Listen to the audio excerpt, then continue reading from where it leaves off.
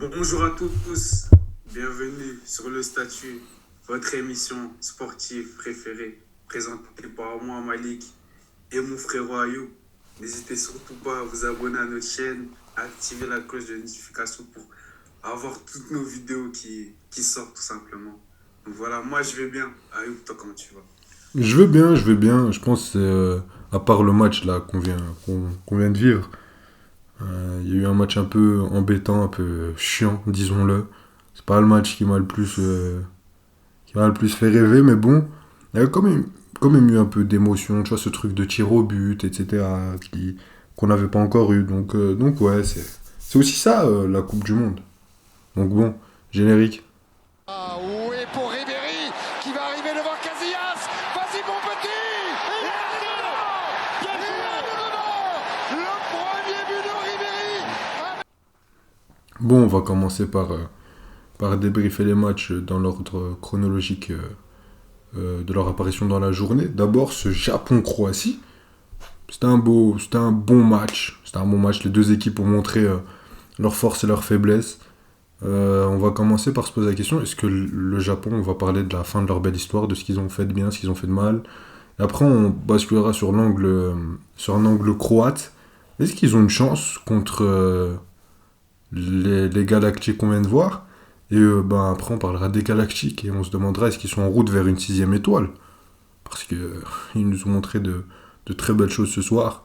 C'est... Donc voilà. Je pense que je vais- Oui, je disais, enfin, t'introduisais en disant que voilà, cette Coupe du Monde, enfin, ce match que tu as vu de la Croatie, Japon, tu as trouvé ça embêtant et que ça faisait partie de la Coupe du Monde. Mais justement, est-ce que ça te fait pas peur? Dans le sens où on a eu des phases de poule avec des surprises de fou, tout simplement incroyables, on va dire. Mais que là, on s'éteint un peu, tu vois, par rapport au huitième, vu qu'en vrai, c'est les favoris qui passent, en fait. C'est juste ça. Pour moi, c'est juste que les favoris passent, c'est peut-être pour ça qu'il y a moins d'excitation. Mais je pour moi, pense ça va repartir à partir des quatre parce qu'il y a des grosses affiches. c'est ce que je disais. Là, on est sur l'autoroute, on était sur la troisième bande à 300. On s'est juste arrêté prendre à boire à la station essence et là, on va repartir. Donc non, je pense que, comme je l'ai dit, c'est huitième de finale. On a vu comment la France s'est révélée, l'Angleterre, même les Pays-Bas. Bon, les Pays-Bas, pour moi, c'est dans un deuxième chapeau de favori, tu vois. C'est pas... Même toi, tu les aimes dans tes surprises parce que c'est pas un favori, tu vois. Comme l'Espagne et le Portugal, tu vois. Mais l'Angleterre, la France et le Brésil, ben, tu vois, qui font ce qu'on attendait d'eux. Donc, ouais, ça va être très intéressant. On aura des très beaux quarts de finale avec le Maroc dedans. Donc, bon, moi, je vais commencer sur l'angle japonais.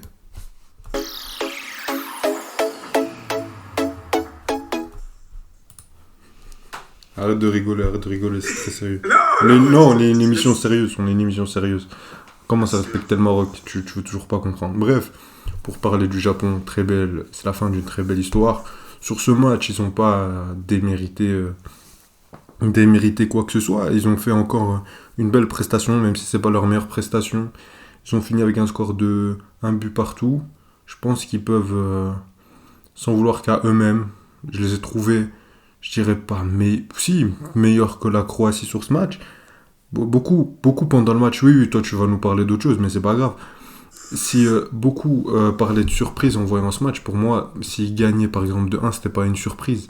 Ils ont battu l'Allemagne et l'Espagne dans des matchs à enjeu, et battre la Croatie serait une surprise. Non, ça a aucun sens. Donc je pense que ils ont su, euh, ils ont su aller bousculer la Croatie sur leur point fort qui est le milieu de terrain. On a vu très bien quel milieu de terrain maîtrisait lequel, avec ou sans avec ballon ou sans, surtout sans ballon, parce qu'avec avec les mecs depuis le début de la Coupe du Monde, ils sont clairement en manque de créativité. Faudrait en parler un moment. Là, c'était le Japon. On en reparlera quand sera un milieu de terrain Paqueta et Casemiro en face. Là, on verra encore plus le manque de qualité produite par ces joueurs-là qui sont censés être tes meilleurs joueurs. Et toi, tu t'es contenté de peu, tu t'es contenté du momentum qui arrive souvent à la sortie de la mi-temps où une équipe est motivée, l'autre est déconcentrée.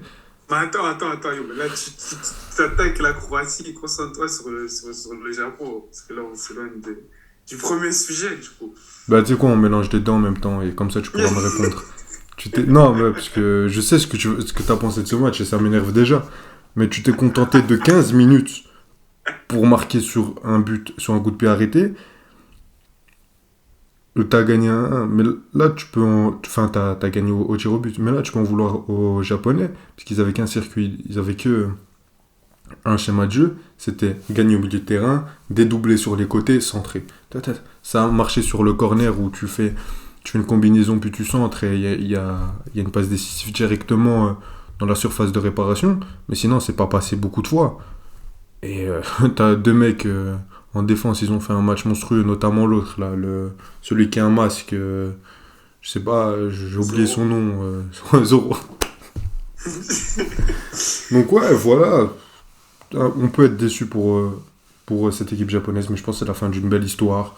Ils sont sortis. Déjà, pour moi, à partir du moment où ils sortent de ce groupe, pour vraiment axer sur l'axe japonais, à partir du moment où ils sont sortis de ce groupe, je pense qu'on est tous d'accord pour dire qu'ils qu'ils ont réussi leur C'est un compétition, bel exploit. qu'ils ont réussi leur compétition, créé un bel exploit, mais quand tu vois l'opposition qu'ils ont eue, tu peux dire qu'ils méritaient des quarts de finale. Mais bon, après, si c'est pour prendre 4-0 comme leurs voisins asiatiques, c'est mieux qu'ils s'arrêtent là. Donc bon, ce que tu voulais dire sur la Croatie. Ouais, moi, je dirais que Ah je non, vais mais... dire parce que je te sens arriver, mais moi, cette équipe de Croatie, comme je te l'avais dit après le premier débrief qu'on a fait après le match du Maroc, c'est que oui, quand les amis dans nos pronos qu'ils allaient être premiers de leur groupe, on s'était basé sur leur match de qualification, sur leur historique en Coupe du Monde, sur le fait qu'ils avaient plus perdu de match depuis longtemps. Je sais plus c'était quoi la série, d'ailleurs qui est toujours en marche du coup. Bah, on la voyait rouler sur tout le monde. Peut-être pas Attends, dominer t'as dit complètement quoi? la France, mais Attends, tu me parles de série de victoires, l'Argentine en fait 36, tu me dis oui, c'est contre le Paraguay. non, mais je te dis la raison pour laquelle la plupart des gens croient que nous, on mis la Croatie premier du Ouais. groupe, même s'il y avait la Belgique, Tu t'en sors c'était bien. avec ces Tu arguments-là. t'en sors bien. Non, mais on est d'accord sur ça ou pas? Oui, bien sûr. Ok. Bon, ouais, je mettais aussi la Mais, Croatie premier. mais comme je t'ai dit, après le match du Maroc, je me suis rappelé, c'est la Croatie. C'est la Croatie qui, en 2018, pour se qualifier, pour arriver en finale, ils font 3 prolongations. Ils ont leur rythme de jeu un peu lent. C'est un peu bizarre, c'est pas le plus beau à voir, mais c'est juste qu'ils arrivent à gagner leur match. Et s'ils ne gagnent pas leur match, qu'ils font des matchs et qu'ils vont en prolongation, ils se qualifient tout simplement. Et là, dans ce match, j'ai vu ce même rythme lent, un peu de la Croatie, un peu bizarre, les milieux qu'on connaît tous, ces 3 milieux Mais qu'on trouve très forts, très impressionnants en club, tu mais co- qui nous ont pas choqués dans leur, comme tu dis, créativité, productivité et tout. Mais c'est juste le rythme de jeu, le style de jeu, entre guillemets, de la Croatie, qui fait que même après le 1-0 du Japon, comme je te disais à Ayoub, comme on a parlé en off, je n'avais aucun doute que la Croatie pouvait revenir. Oui, mais toi, Le dès que tu mets Japon, une ce équipe qu'ils devaient favorite, faire, t'as jamais aucun doute. Il y a que de la maîtrise. Toi, c'est que dès que tu vois une équipe gagner, tu vois que le positif. Non, mais déjà, parce que toi, tu prends non, l'exemple de 2018. À part défensivement, dans tous les secteurs, aujourd'hui, t'es beaucoup moins fort qu'en 2018. Et je te oui, demande pas d'être d'accord. meilleur qu'en 2018, mais même par rapport à ce qu'on avait vu avant la Coupe du Monde, moi, je suis assez déçu. Parce que t'as une équipe croate qui compte le Maroc. Bon, c'était limite un arrangement pour faire match nul. Quand je dis arrangement, j'abuse, mais t'avais aucune équipe qui voulait vraiment se dévoiler. T'as senti un peu de contrôle des deux côtés. Ça voulait pas trop se lâcher. Ok. Le match contre le Canada, là, on a vu qu'offensivement, tu pouvais avoir tes forces. Que même ton milieu pouvait. C'était ton réel match référence dans cette Coupe du Monde. Contre la Belgique, tu fais un match nul tellement décevant. Parce que si t'as pas un mec devant qui a des genoux qui se touchent à chaque fois qu'il voit le ballon, ben tu t'es éliminé. C'est pas que tu perds, c'est que t'es éliminé. Tu sors de ces phases de poule alors que t'étais très bien parti. Et là, contre le Japon, tu produis ça. Ok, en Coupe du Monde 2018, ils arrivaient toujours à se qualifier, il y avait toujours... Mais dans la production, qu'est-ce qui se passe? Ils battent l'Argentine 3-0 ou 3-1? Attends, je vais vérifier. Ça, En en 2018. 2018, Oui. en 2018, tu parles quoi? Parce qu'en 2018, c'est la France qui sort de l'Argentine. Oui, mais je te parle en phase de poule. Ils sont en phase de poule de l'Argentine, En phase de poule. du Nigeria et je sais plus. Ça faut vérifier. Oui, bref, je veux vérifier ça tout de suite. Mais ouais, oui, 3-0, voilà, 3-0. Moi, aujourd'hui, je vois pas une Croatie qui peut mettre 3-0 à une équipe du niveau de l'Argentine en 2018, mais jamais de la vie. C'était une équipe que dès qu'elle avait... Parce qu'après, c'était l'Argentine de Sampaoli, ça sortait beaucoup. Mais là, t'avais une Croatie qui pouvait te tuer. Offensivement, les mecs, devant, ils me font pas beurre. Vlasic, Kramaric... Si pour toi, si pour toi, ce match-là inspire la maîtrise... Ben, maîtrise contre le Brésil. Maîtrise. On verra. En deuxième mi-temps, il y a un moment donné, tu t'es dit, là, le Japon va mettre le 2-0. Tu t'es plus dit, c'est la Croatie qui va mettre le 1-1. En deuxième mi-temps la Croatie qui... Oui. Sur les 15 minutes, je voyais le 1-1. Mais sur tout le match, je voyais le Japon revenir à 2-1, comme je l'avais dit, je te promets. Je suis désolé, le Japon, par la première mi-temps, leurs 10-15 minutes où ils faisaient leur dédoublement, comme tu dis, ils ont même... 10-15 minutes Pendant toute la première mi-temps, ils sont meilleurs. Mais meilleurs, c'est pour ça qu'il y a une nuance. Enfin, il y a une nuance. On doit être d'accord pour c'est quoi meilleur. Parce que rien que dans la possession de balle, c'était la Croatie qui avait plus le ballon. Ils ont créé quelques situations. Ils ont eu... Créé quelques situations En première mi-temps, ils ont eu des occasions. J'ai vu ni... Je parle du Japon. Ok, j'ai eu peur. Je fus très inquiet. Ça, je te parle du Japon. Ils ont eu 2-3 occasions. Moi, c'est celle de Kamada où ça doit être dedans. Mais à part ça, ils ne m'ont pas plus inquiété que ça. Et je me disais pas, oh, la Croatie, elle va, comment dire, elle se sent vraiment plus bousculée que ça. Juste, elle sait que quand le Japon est dans un temps fort, qu'ils ont leur occasion, bah, ils doivent faire en sorte de pas encaisser. Je te parle du côté croate dans leur tête, ce qui se passe. Mais quand ils sont remontés en deuxième mi-temps, même s'ils savaient qu'ils étaient menés 1-0, c'était un 8e finale de Coupe du Monde qui devait absolument égaliser, qu'on n'était plus dans les phases de poule, il fallait plus s'ouvrir tout simplement. Ben, ils s'ouvrent, même en essayant d'aller marquer le 1-1, ben, tu vois qu'ils ne s'ouvraient pas plus que ça. C'est pour ça que même leur but, il tombe un peu de nulle part, où c'est un centre, sur la tête de Perisic. Et toi, t'appelles ça de la maîtrise? Mais c'était de la maîtrise, c'était de la gestion et de la maîtrise. De la gestion de ne pas prendre de but, ça oui, mais de la maîtrise dans un match de football, non. T'as pas maîtrisé offensivement. On parle pas de domination. La maîtrise d'un match, la maîtrise principale d'un match, ça se passe au milieu de terrain, tu t'es fait bouffer là-dedans quasi pendant 90 minutes. C'est la vérité, t'as vu Modric faire quelque chose aujourd'hui? Le seul qui arrivait un peu à se battre, c'était Kovacic. Kovacic, il a fait un bon match en plus. C'était le seul. Le seul. Brozovic aussi, surtout plus vers la prolongation. Oui, d'accord, les 30 dernières minutes où tout le monde se dit juste on est fatigué, appuyez pas trop. Hein. D'ailleurs, pour moi, il faudrait supprimer les prolongations du football. C'est pour ça que je le dis comme ça. C'est pour ça que je te dis l'erreur du Japon, c'était. Enfin, moi, le Japon, tu voyais que, comme je t'ai dit en deuxième mi-temps, en prolongation, moi, j'ai plus rien vu du Japon. Tous les trucs que tu me dis, c'était en première mi-temps où le Japon était sur certaines phases dangereuses. Mais quand j'ai vu ça du Japon, je me suis dit, eux aussi, du coup, ils veulent aller en prolongation, genre limite en tir au but. Parce que moi, je savais que la Croatie, comme je t'ai dit, dans leur rythme de lent, un jeu un peu bizarre, eux aller en prolongation, pénalty, ça les dérange pas du tout. Par contre, là-dessus, je suis d'accord avec toi. Ils auraient pu beaucoup plus appuyer sur la fin de match. Et je pense que ils avaient peur de prendre le 2-1, du coup ils ont préféré se maintenir. Et c'est là pour moi l'erreur. Et globalement sur le match, d'avoir qu'un schéma de tir, c'était de centrer et d'attendre que quelqu'un aille dans la surface. Ça leur a, ça a apporté ses fruits dans les autres matchs, mais là... À quel point même le coach croate est d'accord avec moi pour dire qu'ils maîtrisaient, qu'ils étaient confiants dans son match. Il nous a sorti Modric, il nous a sorti Perisic, il nous a sorti Kovacic, il a dit Perisic sort pas. Jeunes, allez, prenez. Si, Perisic. Ah oui, il sort en deuxième mi-temps en prolongation. Ouais. Tu vois, c'est pour te dire qu'il a dit aux jeunes, allez prendre de l'expérience dans un 8e de finale de Coupe du Monde, parce que je sais qu'on va se qualifier au penalty. Ok, d'accord. Allez prendre de l'expérience, parce que quand il n'y aura plus les Modric, les Perisic, ce sera à vous dans les prochaines années à nous porter. Tu vois, il a fait prendre de l'expérience à ces jeunes. Ils sont arrivés au tir au but, confiants. Non, mais ton argument, c'est la bêtise de l'année. Non, mais ton argument, c'est la bêtise de l'année. Les mecs, ils sont lessivés. Ils les remplacent parce que les mecs, ils sont cuits. Et toi, tu me dis que ça veut dire... Moi, je pensais que tu allais me parler d'une déclaration en conférence de presse, un truc sérieux. Toi, tu me dis, c'est pour ça qu'il dit qu'ils ont maîtrisé. Non, mais on va s'arrêter là, puisque là, on vit au cauchemar. Non, mais là... Non, non, mais ce que tu es prêt à faire pour défendre une équipe, parce que tu as pronostiqué qu'elle allait gagner, c'est quand même aberrant. Et en plus, tu as dit qu'elle allait gagner 3-0, Non, elle était c'est très même loin pas du ça. 3-0. Si, C'est que je te dis. je te connais trop oui, bien. j'ai pronostiqué ça, mais dans le live Twitch, je sais pas si tu te rappelles, je t'avais dit, je vois bien, ça va aller en prolongation, tir au but et la Croatie va gagner. Moi, je me rappelle que hier, tu m'as dit 3-0, c'est tout. Oui, Oui, dans la vidéo, mais oui, dans oui. la j'avais dit. Bon, Mais tout ça pour dire que la Croatie. à maîtriser ce En match. fait, on a oublié leur style de jeu. On a oublié leur style de Ouais, jeu. Mais on même a oublié leur qui- style qui de jeu. jouaient comme ça.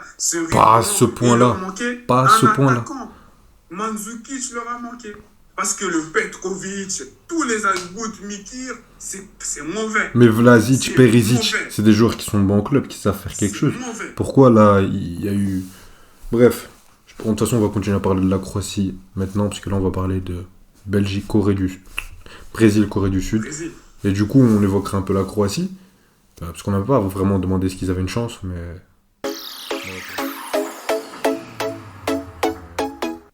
Moi, pour moi, je vais commencer, mais je pense qu'ils n'ont aucune chance. Les mecs, là, ils sont dans leur Coupe du Monde. Ils viennent de commencer. Ils ont fait rentrer ils ont remplacé le gardien. Parce que toi, tu me parles de signes envoyés, etc., de maîtrise. Eux, ils ont changé le gardien de but. Pour dire, les gars, même le gardien, on peut le changer. Neymar est sorti, tout le monde est sorti, Vinicius est sorti. Les mecs, ils t'ont fait une première mi-temps, parce que sur la deuxième mi-temps, c'est un peu plus dans la gestion. Ils ont pris un petit but, parce que la Corée pousse pour l'honneur. Mais les mecs, ils jouent limite. J'ai même pas senti un Brésil roule au compresseur vraiment sur tout le match, enfin sur toute la mi-temps. Je sens que un moment, on va appuyer et on va faire mal. Sur le but de Vinicius, le premier. T'as Rafinha qui fait son travail, ça pousse, ça met. T'as deux joueurs qui vont pour marquer, t'as Neymar et comment il s'appelle, et Lucas Paqueta, ça passe. T'as Vinicius qui récupère le ballon, qui l'a fini d'une manière. Même sur le but de Richard R9 Lisson, c'est Marquinhos qui vient récupérer le ballon, c'est Thiago Silva qui lui donne en un temps. Et le mec est fini, mais t'as une de ces impressions de facilité et de puissance qui dégage. Mais honnêtement, là, ils vont affronter la Croatie. Ils vont te les tordre en deux. Mais tu sais que pour moi, la seule équipe qui peut les éliminer, c'est l'équipe de France ou l'Angleterre. Et s'ils touchent l'équipe de France ou l'Angleterre, ça va être en finale. Ça fait peur. Et même dans un Pays-Bas-Argentine, bon, je me projette déjà pour les demi. Enfin, oui, Pays-Bas ou Argentine. Pour moi, les seuls qui peuvent un peu les titiller, c'est l'Argentine, parce qu'ils les connaissent, puisque ça va être un match un peu Copa América, les deux vont beaucoup se regarder, ils vont un peu avoir peur de Messi, l'Argentine va être très prudente, elle sait comment défendre face aux Brésiliens, tu vois, même si on peut penser que les Pays-Bas est plus fort, ce qui est légitime, parce que toi tu aurais pensé que j'attaque les Pays-Bas, pas du tout, mais je pense vraiment que cette équipe du Brésil est quasi inarrêtable. Mais quand tu vois comment... en plus, c'est un vrai collectif, c'est un vrai groupe. Quand tu vois ce qu'ils sont en train de générer dans le pays eux-mêmes, même Titch, il a commencé à danser. Même moi, je me suis levé de ma chaise, j'ai commencé à faire la fête. Je suis devenu brésilien. Non, mais c'est trop. Je sais pas, toi, ce que t'en penses de ce match. C'est incroyable, c'est beau, c'est le football brésilien. En fait, ce que j'aime bien dans ce que j'ai vu du Brésil, pas que sur ce match, mais sur cette Coupe du Monde, c'est que j'ai l'impression, et c'est même que j'aime bien quand Rafinha dit on a une danse pour chaque match et tout, c'est que le Brésil, ils ont retrouvé l'identité de leur football, que je trouve ils avaient perdu dans les Coupes du Monde 2014, 2010, et même les autres Coupes d'avant. C'est que ça, vu qu'il y avait plus de joueurs qu'aux époques 2002, bien sûr, et même les années 70 où ils étaient les plus dominants, tu avais plus de joueurs qui jouaient en Europe, c'était plus un football brésilien modifié un peu à l'européenne. Je sais pas si tu vois ce que je veux dire. Et je trouve que là, bien sûr, il y a toute l'organisation tactique et les joueurs qui jouent dans les meilleurs clubs européens, mais je trouve qu'ils ont retrouvé l'essence de leur football, c'est-à-dire de la joie, de la créativité. À la fin de la journée, même moi, fan de football et toi aussi, je pense fan de football, le football, c'est de la créativité, c'est de la joie, c'est un plaisir avant tout. Même si c'est au niveau, c'est des professionnels, c'est un plaisir. Et quand ils jouent un football pareil, c'est la démonstration qu'ils nous ont montré, surtout en première mi-temps. On peut qu'applaudir et être content. Mais j'aimerais notifier que la Corée du Sud, je suis désolé, l'organisation tactique était pas bonne. C'était juste trop facile. Comme c'est le commentateur même qui ont dit, je veux pas être rabat-joie envers la Corée et leur manquer de respect, mais c'est juste trop facile. Comment dire, il y a une action où Richarlison, on lui envoie une balle et il a un contrat contre le gardien où limite il peut faire la passe à Vinicius ou Messi. Et c'est même pas une contre-attaque, en vrai, c'est juste que la Corée était juste mal placée tactiquement. Donc oui, incroyable performance du Brésil en cette première mi-temps, surtout la façon dont ils sont montés dans ce match. Mais il faut notifier aussi que l'opposition adverse n'était juste pas prête et qu'ils étaient en dessous dans tous les compartiments possibles que cette équipe du Brésil. C'est pour ça que, pour moi, la Croatie a une chance contre ce Brésil, même si dans la logique, bien sûr, le Brésil doit gagner. S'il ne gagne pas, c'est pur qu'un échec, c'est plus qu'une déception. Et même, j'en parlais avec un ami à moi. C'est le Brésil qu'on a vu là, et même qu'on voit depuis le début de la Coupe du Monde, c'est la victoire finale ou rien. Surtout vu le tableau. Même si c'est contre la France ou l'Angleterre en finale, c'est un flop pour eux. Tout simplement. Surtout vu le tableau. Surtout vu le tableau. Quand tu vois... Même si je trouve que tu sous-estimes beaucoup non. Attends. des Pays-Bas. Ouais. Mais pour revenir sur la chance de la Croatie, pour moi, ils ont une chance. Guardiola et la bande vous attendent, le Brésilien. Malik, tu vas bien m'écouter, tu vas arrêter de nous faire le hipster qui aime la Croatie. Ils vont se faire tordre 3-0 la première mi-temps et on verra ce que tu me diras sur la Corée du Sud. Moi, à aucun moment tu peux y croire. Mais attends, même ça, moi je suis l'équipe de France, j'ai pas peur parce que je suis l'équipe de France, mais je suis inquiet. Je vais me dire, parce que ton meilleur ami, là, Jules Koundé, ils font ça sur son côté avec Vini, Neymar et Lucas Paqueta. Le mec, il fait un AVC. Hein. Non, mais soyons sérieux 2 minutes. T'as fait la proposition. Bien sûr. T'as très bien fait de le faire. Seule chose que bien que t'as fait aujourd'hui. Non, je rigole. C'est de notifier que, oui, la Corée du Sud, bien sûr, est très faible. Mais il faut le faire. Déjà de 1. Et de 2, continuer à appuyer comme ça. 1-0, 2-0, 3-0, 4-0. Après, moi, je leur en veux pas en deuxième mi-temps de un peu relâcher le pied, un peu plus jouer à la baba, là, essayer de faire... marquer les uns les autres, c'est très difficile quand tu gagnes 4-0, quand tu n'as plus rien à jouer de vouloir absolument accélérer. Mais ils l'ont déjà très bien fait en première mi-temps. Mais quand je te parle de tableau, tu arrives sur un groupe où tu as 3 équipes homogènes qui sont en dessous de toi. Tu n'as pas un gros comme l'Espagne ou quoi pour te challenger. Donc tu as le temps de commencer crescendo. La Serbie, ok, bien. On perd Neymar. La Suisse, ok. Le Cameroun, on fait jouer tous les petits pour voir s'il y en a un qui peut monter avec nous, ok. La Corée du Sud, on s'amuse, on prend confiance, on monte. Et là, tu as la Croatie qui est une équipe chapeau 2, voire chapeau 3 de cette Coupe du Monde pour moi. Pour moi, ils sont, honnêtement, mais vraiment... je sais pas, mais peut-être que les gens vont dire que j'abuse, mais le Maroc m'a beaucoup plus impressionné que cette équipe de Croatie. Non, sur toute la phase de poule, oui. Après, si demain le Maroc descend en 8ème, je les mettrai dans la même place. Mais si demain le Maroc fait quelque chose de bien dans le contenu sur tout le match, il sera au-dessus. Juste le Maroc et sans les monter comme si c'était l'Argentine. Donc bon, la Croatie, on va se calmer. Parce que, regarde, à côté des autres, attends, regarde, on va se faire les autres quarts de finale. Là, tu auras Brésil-Croatie, Argentine, Pays-Bas, France-Angleterre, Maroc-Suisse, Maroc-Portugal, Espagne-Portugal, Espagne-Suisse. Ok ? On est d'accord ? Pour moi, tu as le quart de finale le plus avantageux. Bien sûr. On est d'accord. Et après, en demi, tu as l'Argentine ou les Pays-Bas. Dans d'autres poules, tu as la France, l'Angleterre, l'Espagne, le Maroc, l'Espagne, le Portugal. Et toi-même, tu as vu ce qu'on a dit du Portugal, tu as vu ce qu'on a dit de l'Espagne. Le Maroc, s'ils sont en demi-finale, c'est qu'ils le méritent. La Suisse, pareil. Tu vois ce que je veux dire ? Bien sûr que la Croatie aussi. Mais tu es avantagé par rapport au tableau. Après, je dis pas que c'est fait, je dis pas que ce sera facile. Mais quand tu vois le tableau, tu te dis, tu as tout pour bien monter. Encore t'affirmer sur la Croatie, avoir un très gros match en demi-finale, et après là, t'as un match d'écrire ton histoire, soit face à l'Angleterre, soit face à la France, soit face à un autre, mais face à une très grande équipe, et c'est une finale de Coupe du Monde. Donc bon, pour moi, déjà, si tu vas pas en finale, c'est honteux. Honteux, parce que si on parle de qualité d'effectif, juste qualité d'effectif sur le papier, après le papier n'a jamais rien gagné, mais tu es largement au-dessus de l'Argentine et des Pays-Bas, sur le De papier. la Coupe du Monde, même.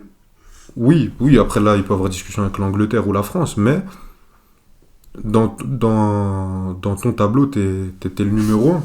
Donc si tu vas pas en finale, c'est une honte. Après, en finale, tout peut se passer, tu vois. Donc voilà. Mais très, j'ai beaucoup apprécié la performance de cette équipe du Brésil. Et c'était le Hurrah football. On a aimé, on aime ça, on aime ça. Donc voilà. On tente ta Croatie qui tue le football, mais c'est pas grave. C'est pas grave. On parlera plus de ta Elle tue Croatie. aucun football. Et elle joue à un rythme différent, c'est tout. Ouais, à un rythme, t'as les années 70. Bref, c'est pas le sujet. Quelque chose à rajouter, Malik? Non, je pense qu'on a été complet. On va pas trop. Enfin, comment dire, on s'est pas encore trop lâché sur Croatie, Brésil et tous les autres cas qui doivent arriver parce que on fera un live dans la semaine pour pronostiquer ces quarts, comme on l'avait fait pour les huitièmes, car on a vu que ça vous avait plu. Mais Voilà. Malik, c'est quand le live? Bah, faut suivre les réseaux sociaux, c'est là où on l'annonce. Donc n'hésitez pas à nous follow sur tous nos réseaux sociaux, Twitter, Insta, TikTok. Follow cette chaîne YouTube, lâchez un like si ça vous a plu. Activez la cloche pour être au courant à chaque fois quand nos débriefs sortent, parce que généralement ça sort toujours à 14h, mais bon, des fois on peut vous faire des petites surprises. Donc bon, pour être toujours à l'affût, faut activer cette cloche, commentez, dites ce que vous pensez de ce Brésil. Est-ce que pour vous, ça va être le gagnant facile? Est-ce que le chemin vers la victoire est déjà tout tracé ou il y aura encore des embûches comme Malik le pense? Et n'hésitez surtout pas à dire que Malik dit n'importe quoi de la Croatie et que j'ai raison. Donc, quelque chose à rajouter? Non, je vais pas faire ça, t'inquiète, pas lâcher tes petites piques. Ils l'ont compris. Chacun son tour. Allez, salut! Ciao, ciao.